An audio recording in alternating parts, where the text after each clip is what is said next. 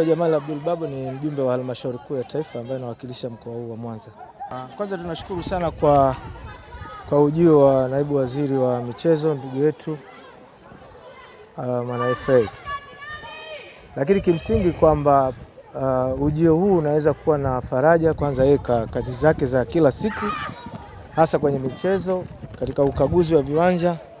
Sisi kama Chama cha Mapinduzi tulikuwa tuna shauku kubwa kuona kuliko kuanza kujenga uwanja mpya na gharama zake, huu wetu unahitaji maboresho tu, ambayo sio kama ambavyo unaweza kujenga uwanja mpya. Na maboresho yake, kwa sababu uwanja huu pia unatumiwa mara nyingi tu na serikali kwenye shughuli za kiserikali. Kwa hiyo huu uwanja tunaona una mapungufu, kwamba nyasi hizi sasa zinatakiwa kuweka zile za hybrid ambazo ni rafiki sana na mashindano ya kimataifa yakitokea, lakini pia kutumika kwa wakati wote, hata wakati wa usiku.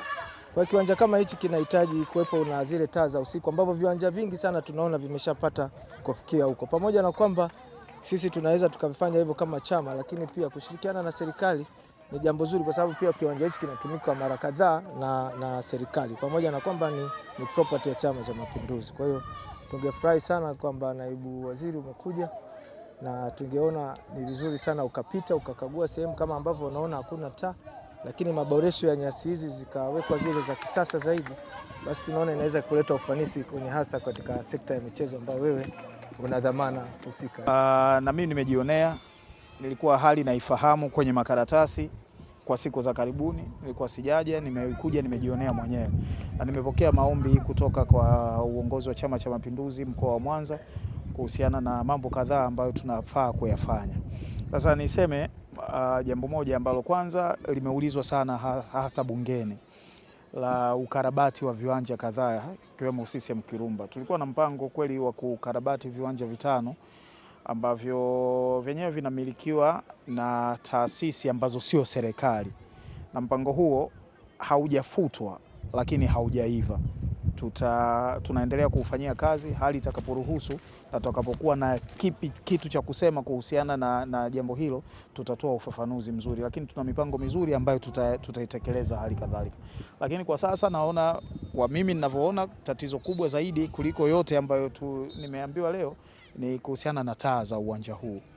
Sasa hatuna budget pale wizarani kwetu ya kuweka taa kwenye uwanja wa CCM Kirumba kwa sasa, lakini mimi nitafanya juhudi mimi binafsi ya kumobilize wadau, nione namna ambavyo uwanja huu unaweza ukapata taa na watani zangu wasukuma hapa wakaona mpira mpaka usiku. Kwa hivyo hilo ni jukumu ambalo mimi nitalivaa na nitahakikisha linatokea. Wanipe muda kidogo niongee na wenzetu ambao wamekuwa wakijitolea sana, wadau ambao wamekuwa wakitusaidia sana kwenye shughuli za michezo kadhaa, nione namna ambavyo wanaweza kutusaidia kipute kipigwe hapa hata nyakati za usiku. Itaongezea muda wa kuburudika, lakini inaweza kuongeza idadi ya mechi ambazo zinachezwa hapa na vitu vingine vingi. Kuna mpira usiku na mchana, kuna utofauti.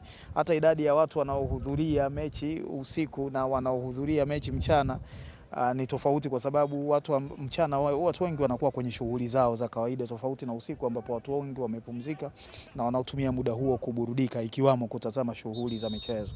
Kwa hiyo niseme tena ya kwamba hili nitalichukua mimi binafsi na nitahakikisha na mobilize wadau, uwanja wa CCM Kirumba uweze kupata taa na mechi ziweze kuchezwa usiku hapa.